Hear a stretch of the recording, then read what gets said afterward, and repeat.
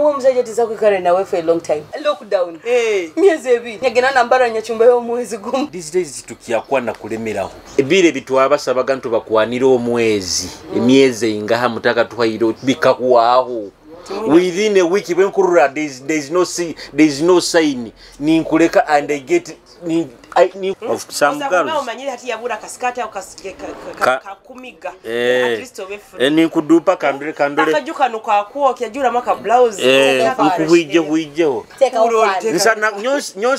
nyonsa na kugamba kandure nikayojoerege yerangi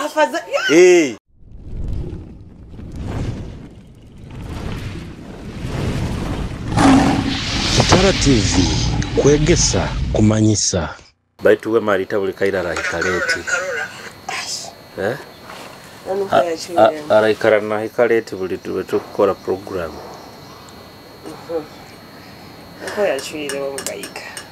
by the way, how are you? I'm fine, how are you?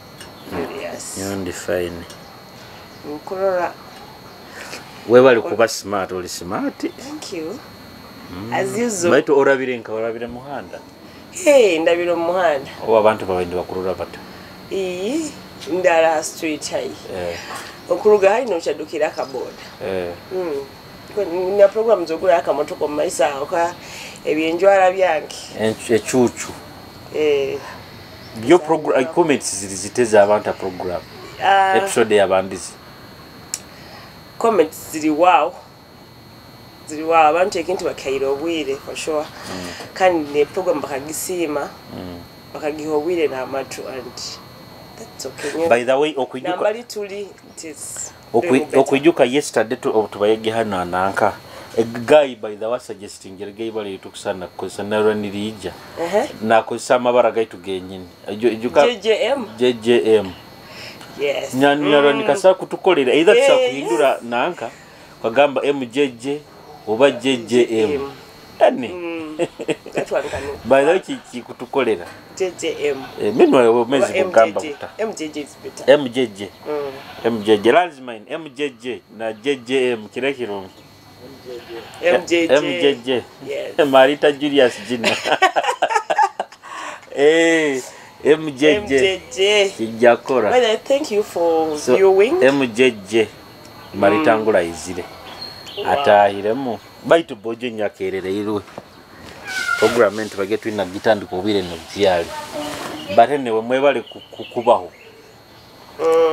Nanka kivuru kya nanka kya gravity. Kwa following. Yes, kaki following. Kikamsara of course tujja kuhakana. But that is the reality. Abantu abakusinga bakaga of course buli muntu arugire ine ensonga yahawa kiki amusazire abandi bakusinga bagamba aba Bobby Wine kuba yajumire Bobby Wine aro abagamba atumata arrogant muno amaragabaza bazati atyo buli muntu tabana muntu wa respectinga kane kireke ebivuru bikaba bingi Kampala nyowe nkusakubayinga na idea ya ebivuru bikaba bingi by the way akabaho wirolongomba lihoro mukazi Mickey Wine gravity wenyini nolo mu Nigeria bamushima bakumweta batayazine ekizina maki ya travel to the world manyabi Marita Taham kamera please niko bamweta Marita mkabulikiro wa aikaleti ngogo mujamura na Taham so I think ebivuro bikaba bingi muno na Mickey Wine nyonka rera ekivurera nawe kita atakitere muno kusigikira ha Mickey Wine abayatwaye usumi atakuzina kizina kiyaka kira kusakusikiza ata abayizire babakusinga bakagenda haba politics yes abakira bagenda haba politics bali taliga manta akabaina music area but na all smart thank you wale kuba smart kana kawo takabaza it's go atakawo barakawura mu kamera akawo yabiro tukega kwetera Kim Kardashian na kitero karubatemu yeah you have to meet them no karubatam hey you have to smell good for haiguru aita tukaitero bwakuno cyari sore kuno tukasema kitero to karubatemu tubaire ntubaza webale kutusanga tubaire ntubaza tutandikire ntubaza akivuru kya gravity kya trending mulingo kyasazire kya trending muno ntugamba of course factors nyingi ginagambire show zikaba nyingi and that is the truth show zikaba nyingi mu town but of course nkwenda kubainga na idea ndo mtu yagambire character ya nanka character ya gravity naye kamcostinga they said that ngo akivulu kya yao henyini bantu akaba bagambire it's 10,000 entrance baito bukaikire kiro kenyi kutahamu hamuli yangao yahindra yagamba it's now 20,000 yahindra nanko that one can affect araba yabaye no kibala kiweze nkijya musala wabantu baba nebintu ababimanyire yagamba zile amaya mtu kuboy na hype yo manyire mpaka ujakitera okagamba no bunkiteka ebiri abantu engeri banyenda bajakora bajja kutaha bakaija akakudisappointing na arrogance yaye mulingo abazana abantu agamba ngakatakinga na nakani Bobby Wine ne bya Bobby nakyo kikamukostinga and let me tell you aba fans ba nankoni rogo guy gravity of course they are the same fans of Bobby Wine abantu abahansa bamulikiro hatito sakungamba omuntu nabanjo ba muntu we nali corporate oja mugamba agende kuura doctor agenda kuura manya gulumanas ebyo bazina batebisa hati kandi oyiroho kandi there is bokumurura mu extras zaiza abaire nakora mukono na kaliro akakitera actually nka postinga ha Facebook nyagamba what does it mean abantu ba mu central bagira bachuwamu kandi I think in politics muno mu music ruli mu central because I doubt hatinka hano hoima nto muntu ajja kwanga agenda mu show ya gravity ntabukubaka Juma Bobby Tuina bwiro obu okay ngabajja agenda just kuchakara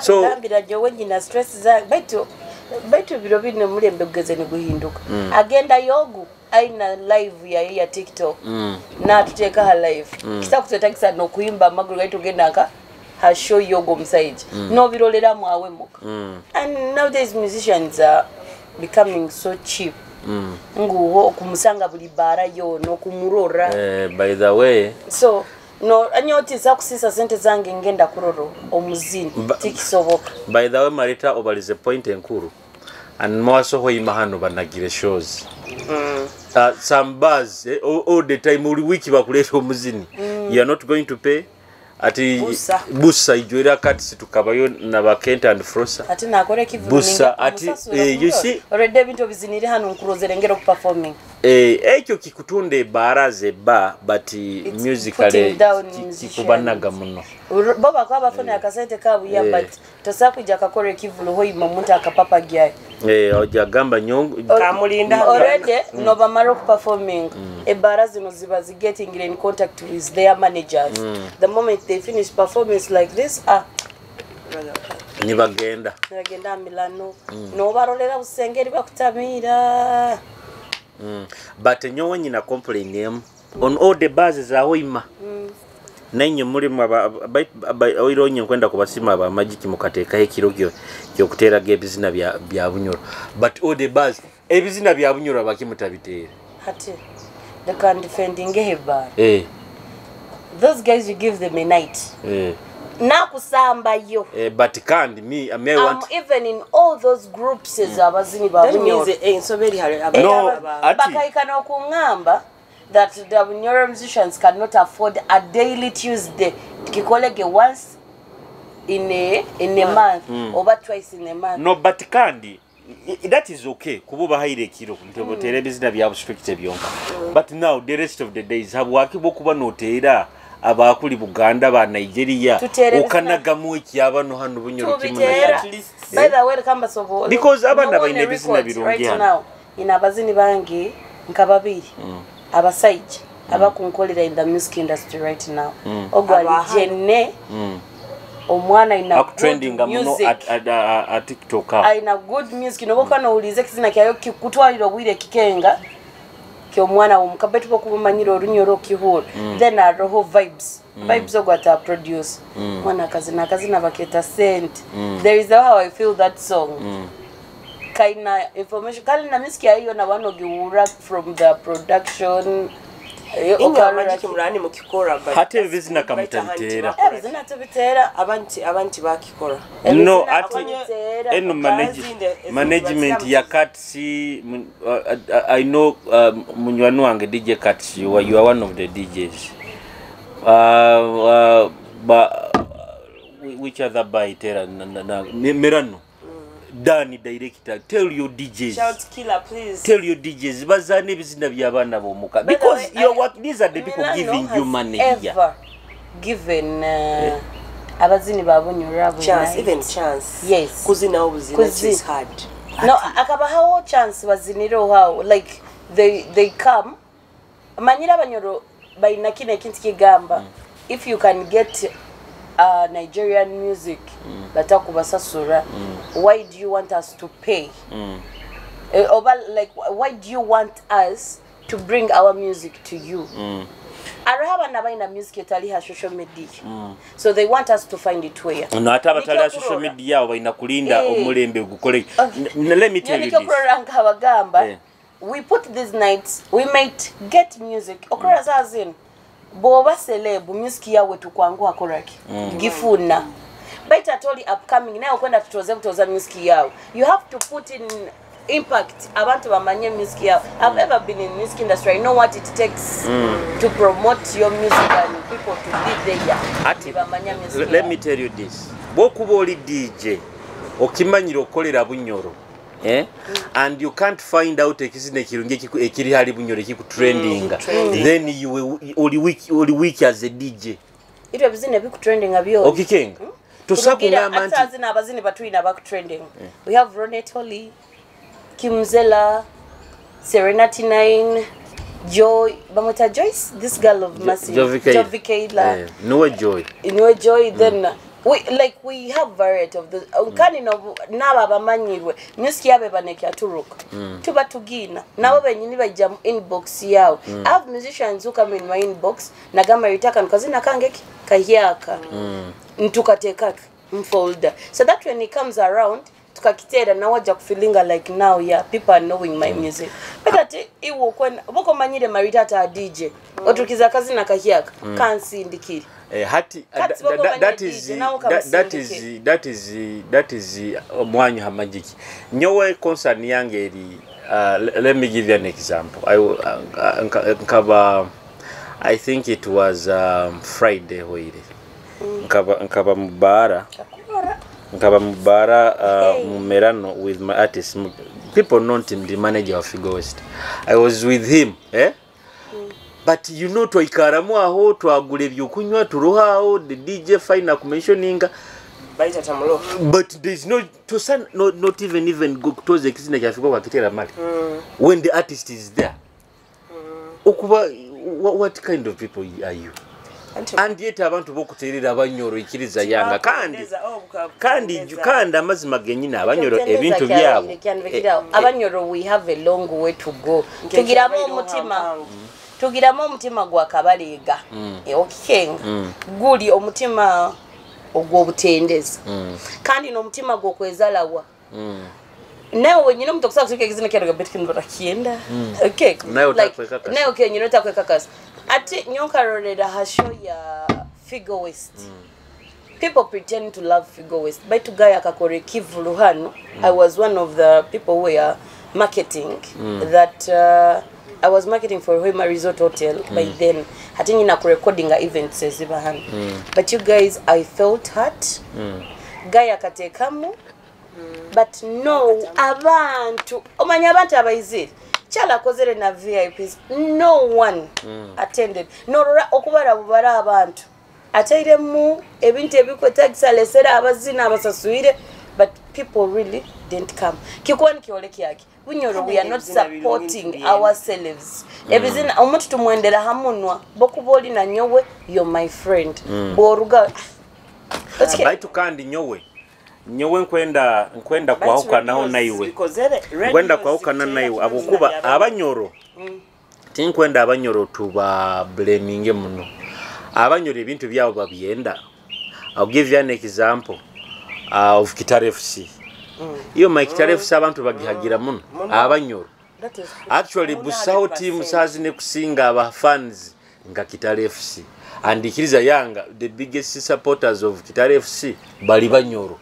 So I think just nti Abanyoro untichali bajagenda nekiro bakugenda mu bahara ebizina biba kumuterera definitely nibyajja koraki nibyajja kuenda okay nti boragendo kamuterera ikizina kyo munyura ajja kukiyenda abakandora arabanda abatabimanyi barakubiru batira honere arozegetera music ya Bunyoro abako baina bizina byono musiki ono obakira kutira musiko gwa aikara Kampala beta azino Runyoro akazina oli momotima mundandandanda ogo musiki ogunya mutabati I'm even forgetting azino mu Ruganda azino mu Runyo azino Runyoro no Ruganda like atabura ebizina byayi yeah but she has also good music aina kazina ngamanto njagala toina yamula kaka training amna TikTok ogo miskata Bunyoro aturuke bizina bya Bunyoro like ogo guy but ogo miskata bizina byayi ni baterayo ne bizina bya vibes biru batamu bar muno kirungi ekyo baraba kale bali nko mu 10% bongere oka percentage keyongere because ite turuho you see now atokuranka ito Kitara TV we promote Runyoro abandi ojja kusanga nti titimwe na bafans abakutufollowing abali baganda ni babikenga I have fans in Fort Portal we have fans in Mbarara tibali Banyoro but abo Runyoro wetu bakubihura so kikenga so let's love our there own is no language that cannot be communicated to kandi bakakikenga or trying to nyumiro South Africa tutakubikenga and more soca music music abantu communicates or tikitega ati nyo wenyenda music yaba French music like I like that kind of music osanga nimpulize bizina bya ebizina byabo nimpulize ebizina bya Nyarwanda I don't understand the language but kizina ninkimanyana meaning yake just because the music is good and even Bunyoro people should learn to bring out quality not every music is going to be played okay if you produce the music that is not worth we shall not play it and you will blame us mwege kutoza ba producer barungi bakuturukize kizina kirungi produce good quality if you're investing in money really invest in money Prince Keza Omuman that guy when it comes out to videos he lays it out Gabi lays it out bamweto hon abana babunyora bankumanya abaturukia video naiwe no gisima ono mojono ara ngambire Gabi nanko ona yabaire na show HB Jaboy bora videos ayezo na star wow in quality but for quality abana baizeni ba improving atikikyali nkeira actually mkabani ngambo yes matika akalete byoma birimo amagezi and na music production nungi ati we have twina mwenwe to Davo mulisa mwenwe is a good producer apa producing na ba Andre ba in projects na ba Lydia Jasmine ina projects na ba Chosen Blood aina better na collabos so is a good producer ali hano dekada wotu mweyambise quality music sazi no nitwabena kuyiha abantu baitu ubok atakurora even by the way Matic yakananga ambao recently aho akangamba marito kurora tinja kubihira abantu bankolera videos abazini babunyoro kubaba that definitely abantu abajja ni bansa no but itabagenda yangamba abantu abajja kumpagira timanyiro base abakiki sobana kiki akagamba abantu abajja kumuhagira baruga gulo okwo mu West Nile ko baliyo bayingi muno nibagenda nakolera bamuteka mu transport nagenda nabakolera kikuwa nikiole kyake itwe Bunyoro tukataxa ku supporting ankaitu there is no one who is going to support us true ekigeni bese bya nankono bikenge bela ono muisikona yairuka gachepetege banya chepetege onanka tino Rebecca nanka iba waya akamokia last week akamokia but now akamokia habwe boitaka imagine obwagenzere kuyirukira mu itaka likaguzibwe ise ikabali kuzibwe mukazi nabuzira itaka bakataka kabo kalina mu ise noki like I was reading about that news nyagamba really this one abasajja bajja kundema tata wabana bawo nakuokya but abakino sakwikala evegi habwe ena itaka litisa muna abantu baingi akamala ndo msele bamuteko nawe ibara nkamukamu itaka nkabomwa abamukambe itaka yes nawe bagazi na musajja na wafuirege abazi yafu bagambide n'umusajja nawe amazire ya they have left behind 3 children ata abana cyali basigairebo but of course we condemn domestic violence arona na side za kenjo joko omusajja na wasa ziroga mukazi wo mutu no omusajja nawe yakoraki yayeita yayanika yayeita omufumboke ni giroko bojo walk out Birabire mezibata. Said not to violence. By the way, omusajja wena kakutandika kukutera. Omusajja nabalika kwegeza mu kutera. Akakutera gokubanza. Okaguma otolekeze reaction yona that you're fine with it ngo izire kuchomba. Obo muhaire betu. Ajja kudamura iwe. Kankosoro jo. Ajja kudamura. Nabo mwanyi bakoijo. By the way, we condemn domestic violence. Kibi muno muno. The moment your man beats you, molekenge iteka liri kuhakana. Kandi bikamuko nokusa kunyegera. Akusa kutera only real in real fault. Kando even the other problem is abantu bali mu relationships. Baitu no randi bakikaka bukaka. You can see it into Musa John to in the future now. Remember, you're wasting your time. And yet okubaire no saku to walk out. Ruanga kurugire mbulip no rugaho nenda. So lekakuba relationship. There is something that I believe in. Julius Kankusobolekin. Omukazi wena agire kibeta 6 cents. Ali abaguma bataina nabana. Toka baoga relationship bataina mwana wena beto msajja no mwetuka. Pakolo. Na nimugena atikikira muno ku affecting abesikibe bad. Omusajja akolekeza red flags buli kira kuja no mukazi ondi. Buli kira kubana akanta kungaka nyonyi na umanyire amazire group yo nabagaruka Olemeiro. You even feel proud to talk about your man in the presence of your friends. Ngira bobana wazana gani? Buli muntu amuhebiro. Let me tell you. Nkaika nyamuhabuza. There is something that I cannot stand. Okay, Jennifer. Nyobu nandi mukazi mubi. Ndabandi ugly ni nkuswaza. Ndeka. Funa owoli proud of. Imagine having a man omukuba ni mugenda out. Na ugamansa ngayo. Ego. You have to first send bojo baby bampako kuni. Niba kusindikira. Maybe. Oli nyamuhabuza okwenda ku massaginga akota massaginga mukazi wa kaja mukazi wa kamassaginga mukazi wa akanga amanyongo nibere mukazi wange tinyumirwa. Imagine. Asakwata nyumirwa. Why because I just go. But there is a conversation we had one time there in the bar. To a guy at Arizal. There is a man who told me he cannot marry me because I have teeth in my head. That's a first disqualification. Ingu tasakwenda omukazi, tasakuswera omukazi aina tinti, omukazi akuteka artificial, omukazi akora makeup omumakaga itasamuteka akwenda yo nacho. Nyamugamba, do you cheat? Na ndiwe ya I cheat.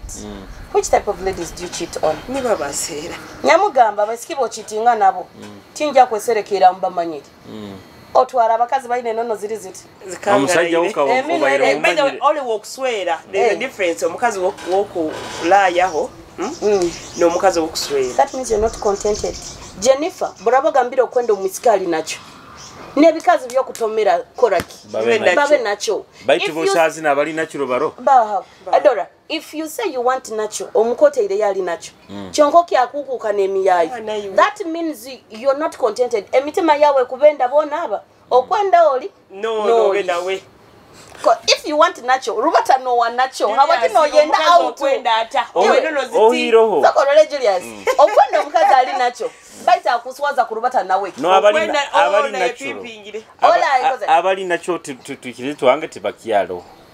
Eno basako bali baitu batito because agenda nanka kunomba nyankole baliyo ohiro what I know.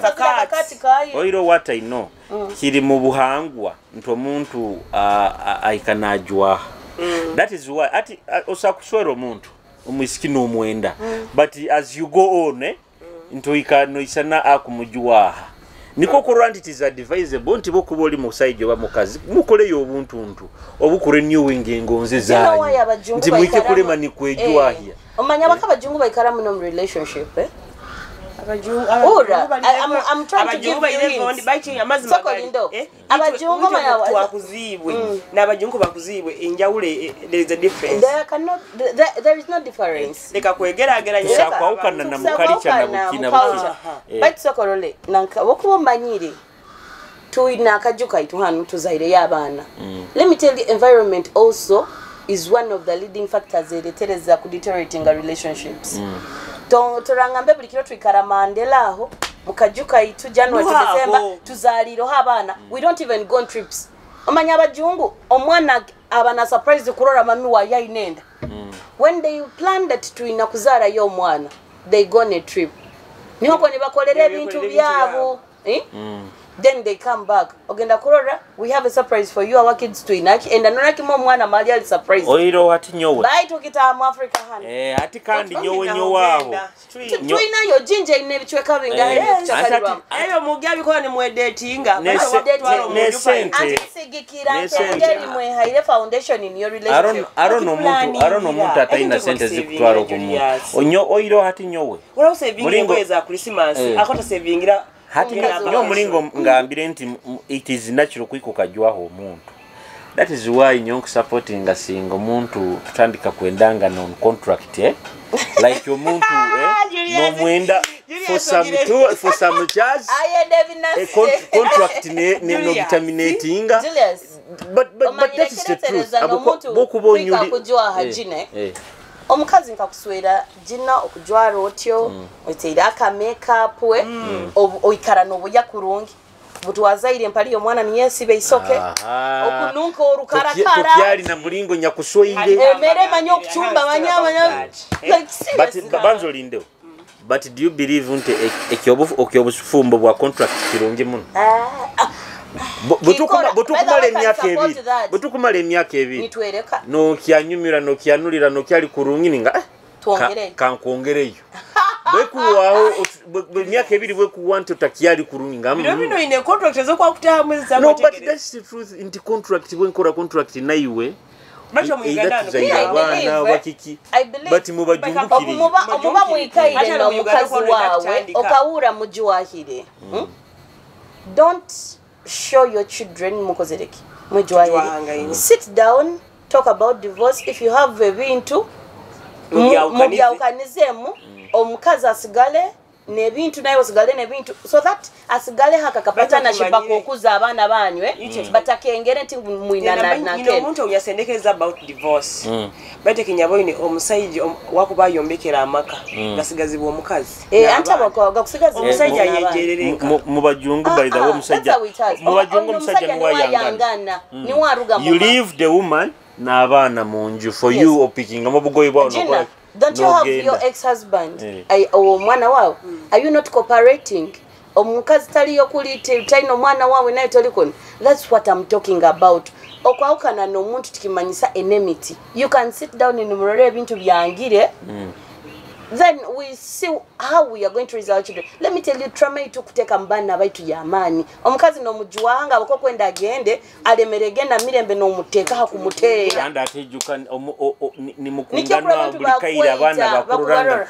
Hatijuka. Julia sakuzira ina kile kitima yaruraganyina na iseni betera. Ekinde kikuletera mutayi wa utenga kumujwaho omuka.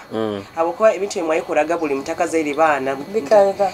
Omwana mugenda mukiogero atare bite mutakyasa akora abana baroho tinja kumara garuka kuli Julius nkutapinga kabina ngengeri nyakata apinga gae kintu kibowa mumazire kuzara ohiro ati kangambire ki ati okura marita ki okubazeki mbuto kyaki ebindi to kyasa kubikora ekebi sometimes ebintu bindi bikuletebezebwa obunako ojagamba nti abukuba habo obunaku akajuke mulimu niko nabana baro mubiki kafunda nti you not have a time yanyunka inywe muri inywe nkabana batako baro mu advice if you're still single muri babiri you can stay in a single room obaito mugenda mukazali get a 2-room sitting room niko mwana abe kuli nikyo kusanga abana abamu bakura baina emize embi omwana nakura omwana nakura nosanga akuitira na obwana bugezi wakwenda kubukisinga nyo onyaka kwize okutwala enda y'omwana wa kabiri nokyali musingo room imagine ayoke omwana atabwa kataba kuura ogira ogwo mwana wa kabiri mugenze ku mutu warenda ngo ogwo mwana takula omwana atandika kukenga ha myaka egi buli kimuka kandi emyaka ena ayenda buli kyarozere ni mukora na wakole na wake tukuzara abana ba family planning abana bakwa bagezi muni bakura na bwangu omwana ngugo kumwibiri but seriously if you see you've given birth to one child a love from the single room to a double room omwana mumukolere room yaye na imwe yanyu mukole binasite byanyu mu room yanyu abana kubazara muno bwire tuyine baitule kabazale kandi tuyina na majuwa imagala istora gamboni ka Kampala oyimo kufuna nje mtwari 10 double ohiroho abantu mokubojwa ahide mugenzi wawe walk away and go for your don't stay in a relationship ekupoliutinga ekuhatinga okikenga nkesengereza balinki bantayeho yima sikirwe you see aru muntu akusakuba mu agaswere no gabitu and that is why abantu abandi abatali mbuso zibagabaita ati ali mufumbu ali kubi akutoza yuki okujja kwehana ati ebe bintu chonkai babo nyine tizikuzoka kurga mutwe mazima that is why what surprises me ni hoima you can have a guy aina sent na spending amoba chonkali watakore atakuwa ne chikumi kwa gamba even in hoima men are few not men are few ladies we are many atogena no wesango musaijo iwogena no gamba jina mwana efunira omusaija jina ya murozere omukazi wa side chick ufuna muno ebintu byabwangu kiro omukazi nyawo rather be a side chick omusaija okumusaba eseze isoke saha ina saha mukaga nzazi kwikiro kiongo omukazi wo mugano mugaguminkirize side chick taina so nikimanyisa iwo gambire you'd rather be a side chick yeah side chick is favored otali main nyowe nkukakasa nkutere esimu emu hello ndwai zinga na correct na kukora uwo mukata kafuni I will never suffer songa mama wangu hiza I will never suffer bintu bya mingo kandi side chick tali mugamba nkwenda kuroda kakugama nti ngunyati nja kusobora side chick taba periods available all the time tali ba mu periods every time aba nenjura nobe yandiko kamugamba bojo ija akira ragiziramu ever available kandi wojana kweweta kapimpa ko mukaza atarura weni bwakarura na hiniga aksanura akasoka wefuna arobutu banko musaunoko nolole ebintu yesterday ekisajja aromusajja izirege nakana kato tuchukala akana lero wewe nako wewe kakufaho muno musajja keya yamani masaji biki otwizi tuokunywa kashayi abakazi abali main ebe ni batakusakora ugambira but tasa kulibatara omukazi wo muka babikora baito olekansobole baitikiza yanga rebi kale bitasa kutwara omukazi wo muka abwaki abwaki birimo ebikaro ora okimanyiro gyamuleta resort hano akagoya abayo I really see and admire mubomezi bwange a rock up over Mr. and Mrs. Phoenix banka baho iman no abantu abo bakazara omwana but over it's social media love but seriously their love is a number even recently I was celebrating their 12 like bamazire 12 years together but let me tell you bakwegombesa kufolinga in love nyomba running ohiroho ne kintu ekindi omuntu a social media sakuchuzinga koleke ekintu ekindi ni hao content nkuru akoba kufuna mwaka ati nyaka na that's why ibi byona bitukubazaho nkwenda kuramukiyaho the right reverend bishop ya Humwire Nathan Kyamanywa na mama Peace Kyamanywa recently baka celebrating a golden jubilee omwe kumara myaka 50 muri hamwe musweranga bazaira abaana bajukurize 50 years. Even this guy bamwita bata pious na tata wa pious kawiso azaira abana baye. But he's still happy with his wife. Akamuswera officially ogwakandi kusemeza amaka omanyi kuzara abana banyu bakasoma bakakura muri hamwe mukadoka mukasemeza amaka muno mu myaka kuruga hamwe akagomba ka myaka 5 bati bakayureta mukitenge ati juke gietane bamokweyiya mubani mukya yeyiya akasente katakayizire actually netanu nti actually netanu nti myaka 3 no kwaukana kubaho baitu bwiro obotenge kugumikiza mutayi wawe kandi mutanka kwemanya na foka braza mukuba mzaye nabana ata mutanze kumanya kiki baitu amazima bagabaza nyo wenji wa habwango msaija nyo msaija tizakwikare nawe for a long time nkwe kama Marita kwenda no ati dinda I'm talking the fact nyowe ni nyo muntu yanguha to let go. The moment I see just one red flag wadembe obaide no byekoza. I think Jennifer, you know me when it comes to that. Yes. I move on and I don't look back. If I look back I just want to. What is the longest period you have been in a relationship? 2 years. I have never been in a relationship for a year. Baitoja kuto program.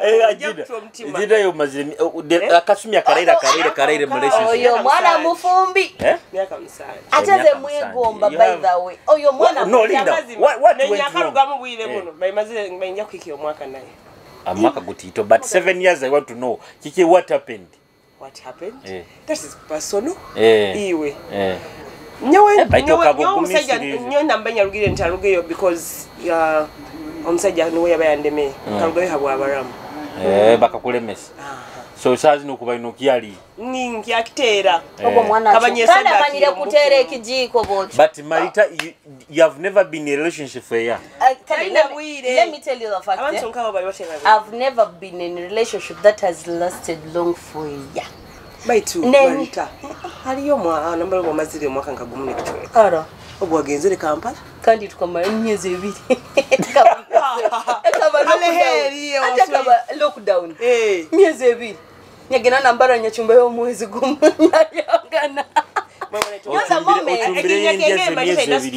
Nothing stress no obundi kama relationship akiteka hamukeka obumba mu relationship nothing is by so how can you tell me that I'm at your place omukazi kwa kwese bigita emitwaro 10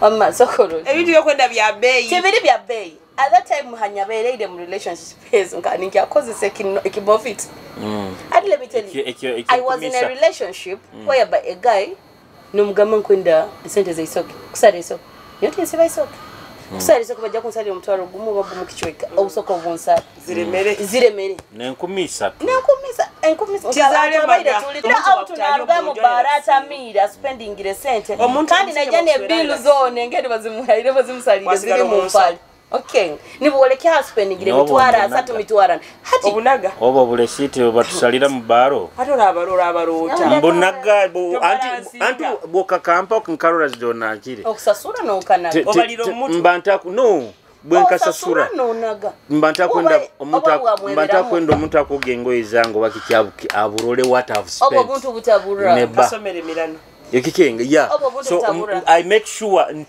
mbanikia turuka obona kunkwatira men want us to be down to earth you can't tell me don't go in a bar every day wokwikara mu bara okwija nonkonkona there is what we call banti when netwa bakazi tugira emotions I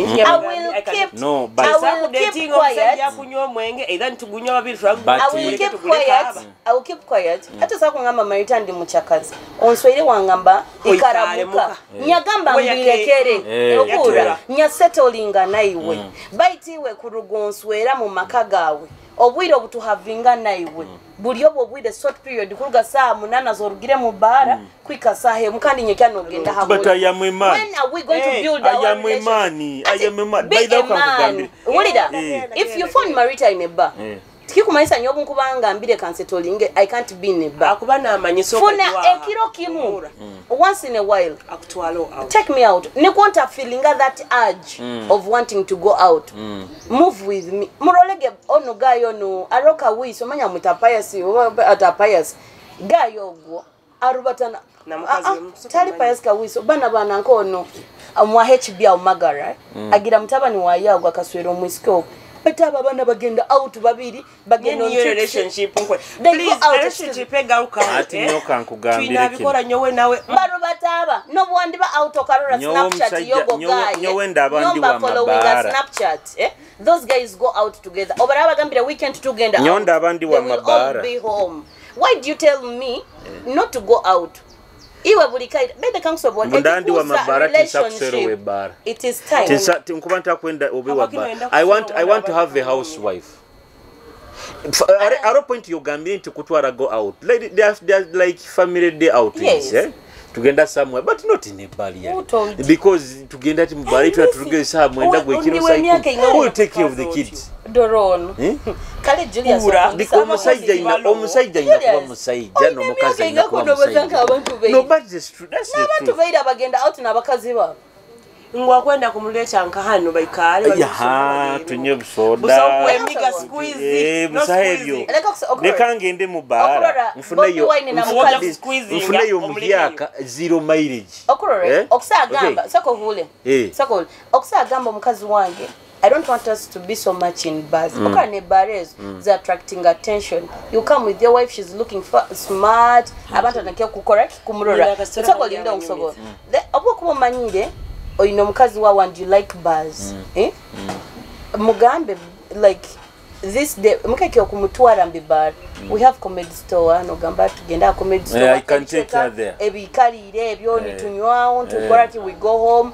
Akubali yo concert yo muzini get a table baikale with your family enjoy with your wife manyira abasajja bende ebintu biri crazy nyino unyasendekereza agenze no iba akino yante bayida yangamba jeni we ayu ijo tugende hamu twagenda hamirano otugenda hamirano ali naiba omukazi housewife omusajja kya missing ebintu biri crazy nyo manyire njwala yange ngandu kange nkateiremu nteiremu aka high heel kange swaga checho kunyo buhenikeni bwange nkabulikiro nyanyo binate binyeyikozaga bino akabya katange kukora kamke omusajja kani nibyakwendo omusajja wange omukazi akunyumirwa omukazi nyo binkwekoza omukazi waita kusakoraki takubyekoza ati what is that hato omukazi akakola ensobi ya amani hati nyo wao nkusaba ne namba omunyegenzere mutoyi yamponde kutumira ni that night yenyini nkumalira namba ati kansobole maritanta because obumbanyi no musajja wange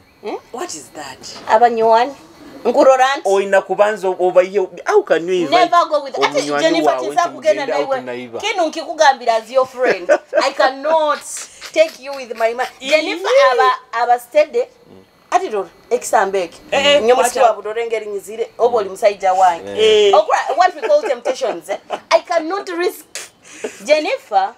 She's my friend for a long time. Atokurura. Kagena nyamwe akansanga out marital. You know msite kana msite ngina hali mura. Jennifer akataka kuzina bin nandi guy. Hazinegara ha. Hazinegara. Kaya gagamba kanega squeeze nyamugamba baba genda. We have a problem. Abasajja kamugambira. By the way for me I'm sexy when nganta. No kankugambira abasajja. So sexy.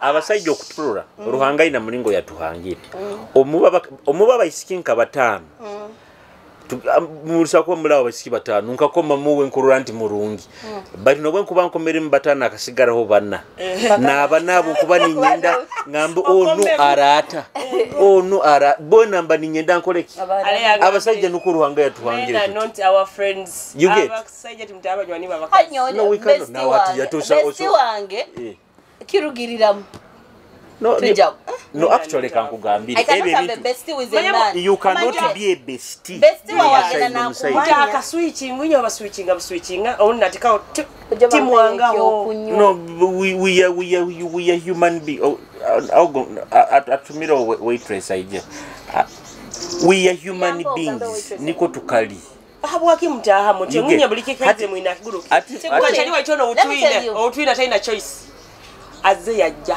aliwo yaliwo asaba tele nyona ka group arabanza kuje no waragenda no what is hata okurora at these days okuturora these days tukiyakwana kulemeraho timwina bwire 1 2 3 bukakwanga yangisa mpaivi I cut off I get another you get tibikyali byokusisa bwire boy nanyo kandi aro musika kangamba marita omusajja kusaba no urano yenda kwamuhawo muheho oja kufa ego let me tell you this tibikyali nti ati bine bibagambaga abayisiki let me tell you girls obireke she akaba right let me tell you girls abakundora girls abakundora kantu nene mu kamera ebire bitwaba sabaga ntu bakwanira omwezi emyezi ingaha mutaka twayiro bikakuwaho within a week when kurura there's no sign ninkuleka and I get ni kwate motokendi ningurukire ndi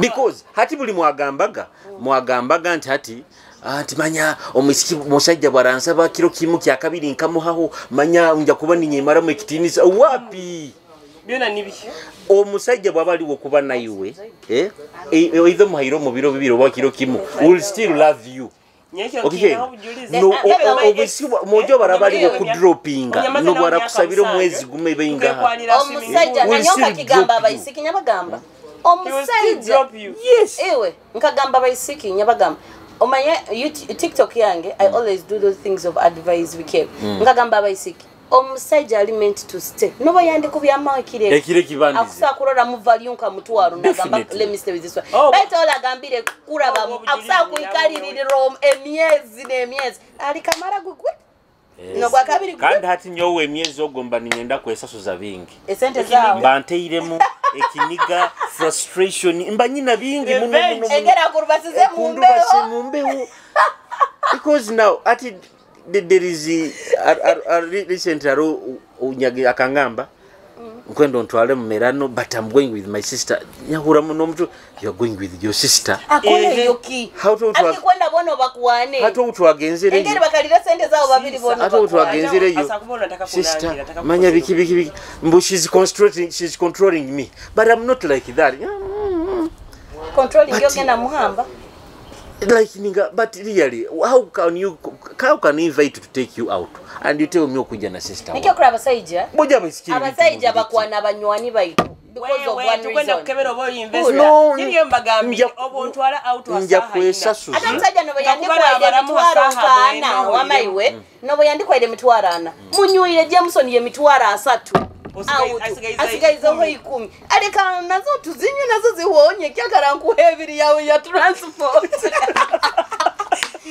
nakadi wabalize kikigambe ebe bito ija kubibara olate kunyo musajja saha nyowe omusajja bunkarota nkire kuchacha mukagulira abanywani banyu mugamba tutaye akazende kayanimba irekaja kuwera ebintu bino oyina kwega kubara omusajja genda omubazire mutaye kunywa saha inazikire saha mwenda mubara abalemu atali abasajja babiro bino bakesa mubara ati okure abesike bahwema they have a weakness akwenda bamurole musajja wunyina agura kin baita kuzire kinu how is he helping you omusajja wena akwenda mu future amazima future plans obwagenzere out naiwe nywa kantu kwatito muoleke this is enough let us save that money baita miyayo ya hoyman obugamba save obo saving as nywe sonti hata abasajja bagenda out by the way abasajja bagenda out aina bill za umanyire naba out atebo yanyune yoleke inaho Jameson bikebyo ba black and white chonka obogenda account kuli aliyo bill eri eyo take abasiki bagulira harubaji hali abasajja abatenda kubabalire sente zaabo waraachire mu spendinga oyina spendinga mpaka kuwulira bubi wateka kumubarabara nakubinga okuwakino mbarabara kifo kyokunywa Jameson tagaba bampeyo butasikalika I've ever gone out with someone nyasabe beer yangambe excuse me my dear not on my table I don't tinywa beer akwenda ho yange tinyenda obia nyamugamba whiskey akangamba if you're not taking I don't want these ones on my table like glasses if you're taking a glass take either Heineken or cans nyagamba mama osindi saa sitanyemba ile ninyenda ku saving ya akasave au no muendera Iwa manya nyasabi akino saving ro musai tali yawe Baro. You manyire ya Rebecca Farah, your understanding. You understand? Yona nibyo okwenda kavalinga omusajja gamba okenga baitu nyemi yayo ya Kampala tingisasira bwobungama nywa no nywa. That brings me to a question. Omusajja bwakugamba nti omusajja bwakugamba ijondolewo, what comes in your mind? Sex. Is it Chokati nina kwefora I'm down to as person, but we are not going to do anything. You know, girls are very funny. Someone is calling at his home. He's there alone. You expect to go there yakutunulo limere wali mwana wanyina. Definitely. Akiri ko ijenku ham. Ari okiki kuleta muhange otakwenda kuba. Okuba weresero definitely akimanyire mpako inakora inakumuha. And then kuleta otakwenda kumpa. Bati mwenda bageze banyuku bakoze ensobi. Julius nyizire kurora njwaire ntyo oba nkuterire siliti nkeno. Kandi nyena nkwekoza. Akahonka terise zo man. Okusa kweka. Anda wakuba kimanyire kimulesera. Arabe sikabe fora. Naye wonyobi ombegenta izire kubikora. Ante abanayendo mulemero. Abanayendo mulemero. Ante nikyo kirike ngugambirege. Some girls of some girls ni kudupa kandule akajuka nuko kyajura maka blouse huijeho nsana nyonsa nakugamba kandule nikayojoerege yerangi hati 1+1 2 tugenda tutyo you get and of course Dira mempati. Arabe arabatenda kusisobwiri. Julius, tinda kusaba direct. I don't like it. Mbuzaho. Akagoyi kakaja kwiragura ka white kankwe t-shirt. Afazali. Nanya umani jura makage. Nanyosa kugambira direct. Aza mbweni shijura ijame pale. Straight away. Yakigana munyankoli. Baitu kinu kambasaba abaisiki omukutubungira bojo nye mulekira okujwara boxer zaitu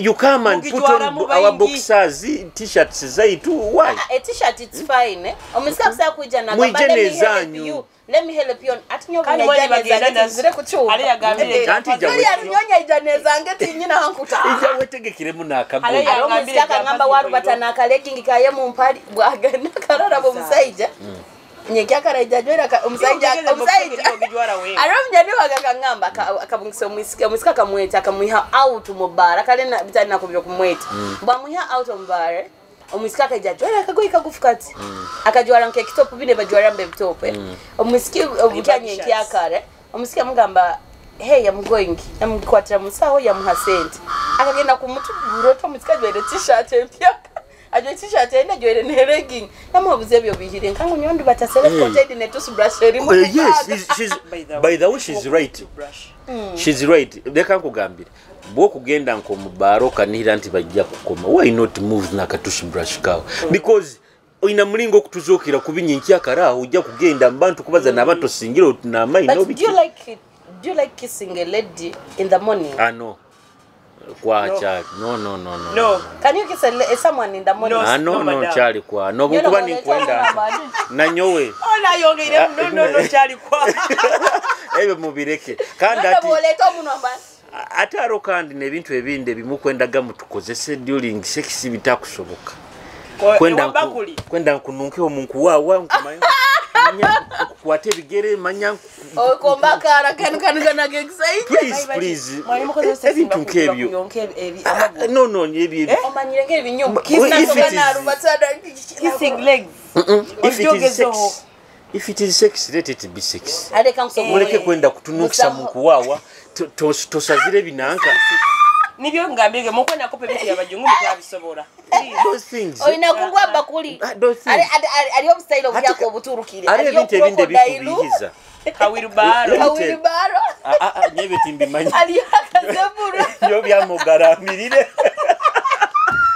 kabisiyasi ebintu tikwenda kumanya and ebintu ebindi why do you come onkakujura mengo kanga nyoti nkuye mukaliga yale nyenge habuwa kutakwenda kuyimaka lero abuzibu abaisiki bakonke agandi bongere kingo nikavuka kasatu those things sometimes tutaninga off ubere bwembwa nituhura kubi ubere butito bede nekini nyino musiki abaye muwango ko akaga mwana ijeni nkajja ho imana mabere gange gemerere basije bagana kandi taina mwana usija kugana we you guys kino nkigamba my fellow ladies abaisiki learn to use bob tubes nizo zirayezo of tubes instead of obulege bege kujwara bob tubes give your breast bob tubes like tikali kalega kaba kalega tikali mu bwoma tikakunyiga nibo nkobo mu okusanga omuski from January to December ajwara kalega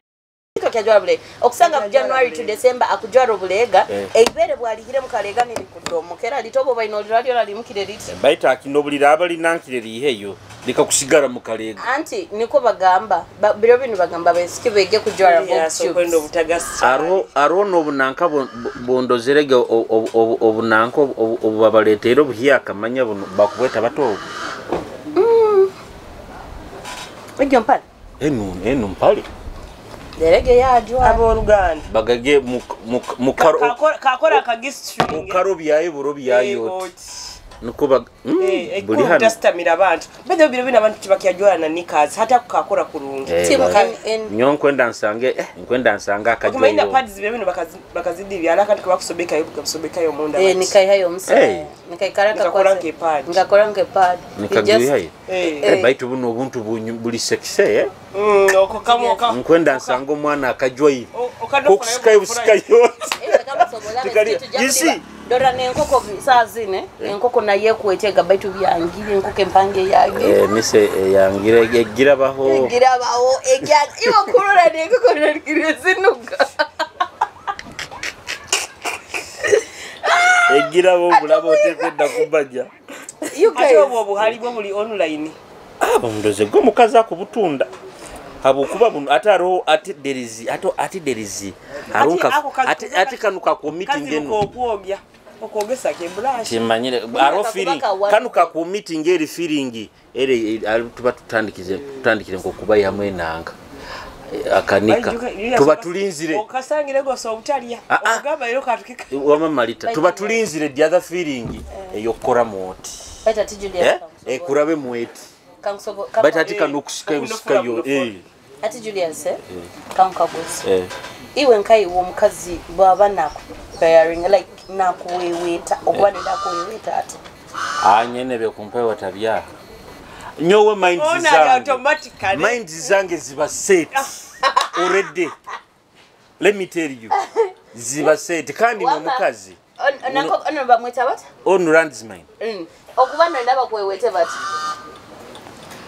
amba ugasa kuba naenda kumutwara mbu process by process let me tell you banti mwebiseki nyuma nko musajja kuho obwire bwi nyobya nekyo kurora okusumati wayalukebe buli hoimanu bwingi kayanika nyowe I have oiro bili bya sente kimanyire bili bya sente akintu kya becoming for the sex akuho obwire kana nebya bitu byogama tinga abasajja bakoto ngo banti mwenyonya gambage nyowe nyenda abasajja bakota wakati bayikade baba bagira man tagira man brother barumu mukwano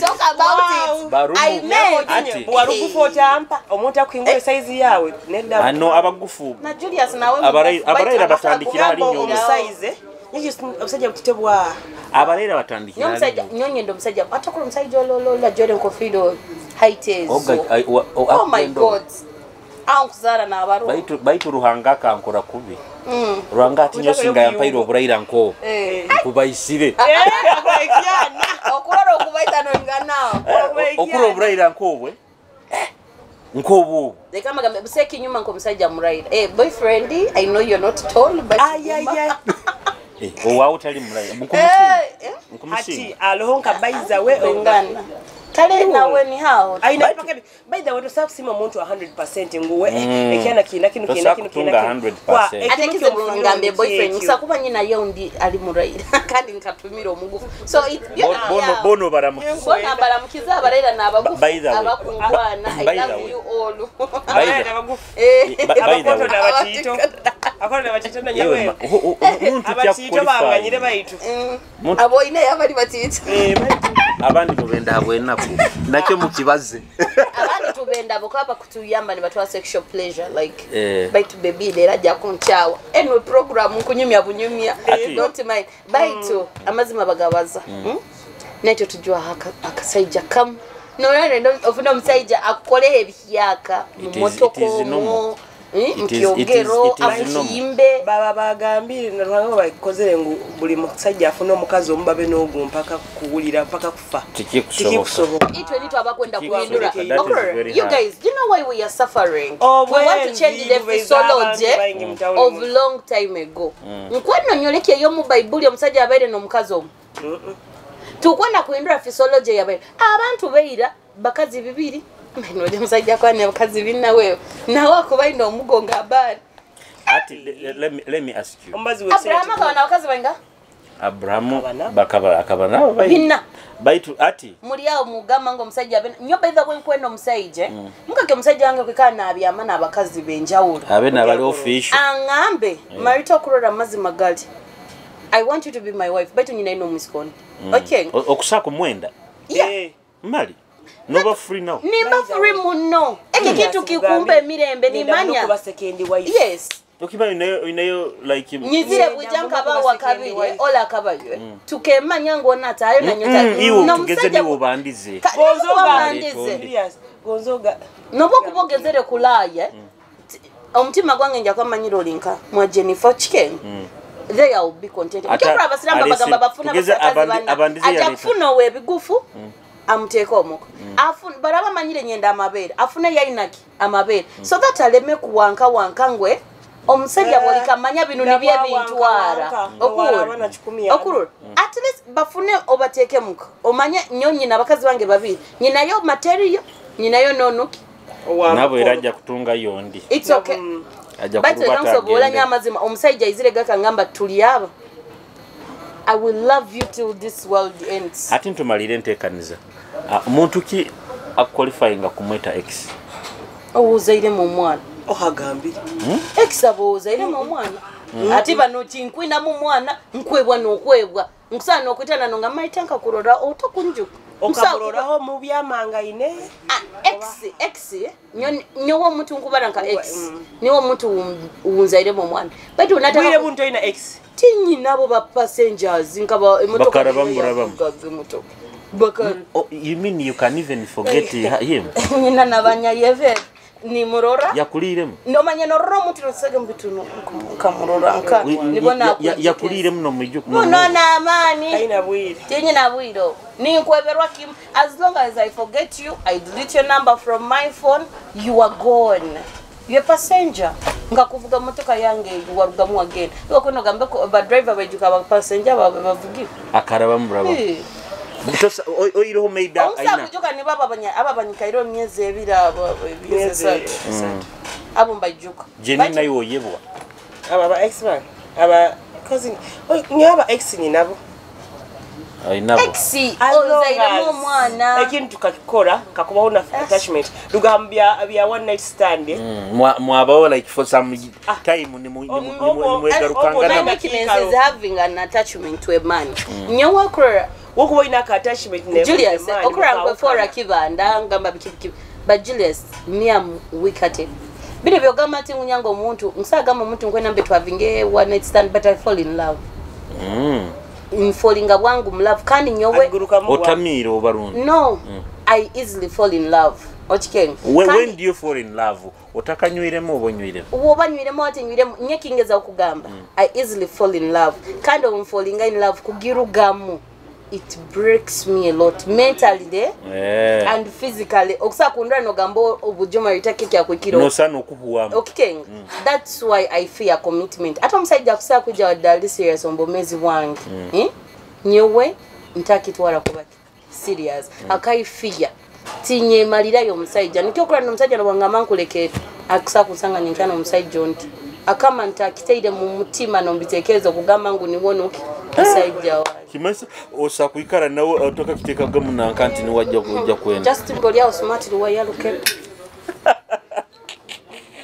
tubalirize enteekaniza tulage abaikaire tubotondera Kitara TV. By the way, hariho omuntu asuggesting tukozese MJJ program Marita Julius Gina. Wallahi, I think that program niyo MJJ. It talks about following Kitara TV. Mwebale kutondera, mwebale kunyumira embozi zaitu, mwebale mwongere kusubscribinga, kandi mwongere notlikinga. Tubasimire muno Mutu following hona. I'm called Jenny. Tugambire CEO Jenny's Boutique. bazo tugaya Facebook. Kiunde Mandela, please come and support me. Ngoye ziriyo. By the so bagambe nibo bayire By the way designer. today ninyo njwekeze Marita na nyo njwekeze. Aro mwana wenkwenda kugifting a birthday I think inja kuraba yo. Ija kando mugula kanta akara kukolera kakala. Okara kasaliti kan. Okaraze. Nika kwenyini. Ekitambi kyabwoli. Kyaboli mukiteka eru. Oda Facebook. Yeah, na Facebook. Gamba mabara gokwesa TikTok mabara gokwesa. Gina Kaf on Facebook. TikTok koisa Jenny Sherry. So please follow me. Bukiri pisibaito era ojja kusanga accounts zaite ezo za TikTok onka Marita. Yeah, guys, thank you for following us. Abatwendeze bye to banti imwe nturaka kaza ke bagabika. Hoyi meibara lyangerifuire bula kundaba ho wakasabuni. Owa bakete baza. Owa masturbation. Wakagaro. Buli yatuma ibaraki. Lero chikumanya gudu tubalize munabiye. Tubalize muno. Bikebyo. But I think this time round, tibaina kumbaza ekirima magezi ekikutinisa, but my mom even calls me angamba even my mom even my mom mama ngamba ge banterere ge buterere sim. Remember my mom is a pastor ngabe banterere buterera ki esim bangamba omwana wawe akasabuna akakwazimani oyima tojja kufuna mujugo. But that's okay. Baitu muzale Marita zara. Nyina abana babiri. Mutuzala nyina basatu. I think baitu kwenda kwikia yonka dazeni. Ya baiba. Abeto orawo notwire mu kuzara otyo. Indwa no mukala no mubika. Ankonda munyoro. Zara mu Munyankole, zara mu Mukiga, zara mu Munyarwanda. No mu district za no district ati sazino nkazara Kagadi. Nkwenda ho imana naho nzaleho. Masindo bato ukakora kubyo kabaza ukaguruka wakubandirize hano ati Julius obwire buli obyo kwefora ngo committed obwire bune wabairo supposed ate bya commitment ebyo nkabireka ati ona imana nkwenda kuzaraho masindo konzale niku bunyoro tujikuze kale mbaide nindaga raga let me first greet my people nyina abantu banga nkenda kutumiraho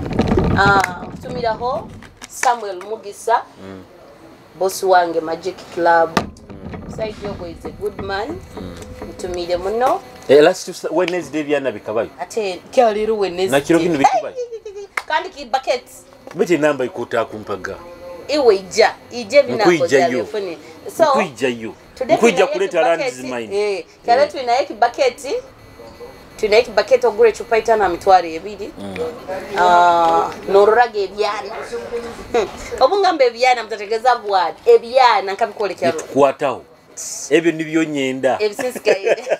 And another thing nkutumira home iskiba kumweta Sarah omwisiko gwa ineduka ya cosmetics aliaho a right road mu arcade room number 11 ogo mwana at followinga ni waya soke no commentinga ayebale muno omwana ogo bambi kyorusuzuke yanga kikwasize mani ampaide products on free yangamba gendo bizira kukolera beta tinkura je naye na kazan screen mba intamanyireka kozesa kampaire ge jonkete ironyana ngura ni bujungu okuglowinga okikenge kintu glowinga.